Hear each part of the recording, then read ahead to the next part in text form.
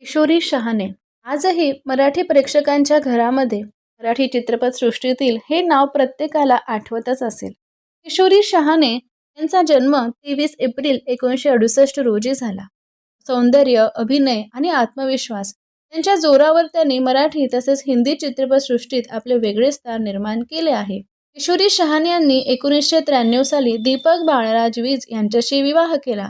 दीपक हे पेशाने चित्रपट निर्माते आहेत. लग्नानंतरही किशोरी शहाणे यांनी अभिनय क्षेत्राशी आपला संबंध कायम ठेवत विविध भूमिका साकारल्या.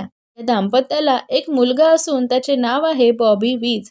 किशोरी यांनी आपल्या कुटुंबाला नेहमीच प्राधान्य दिली आणि प्रोफेशनल आयुष्याबरोबरच कौटुंबिक जबाबदाऱ्या समर्थपणे सांभाळताना त्या दिसतात.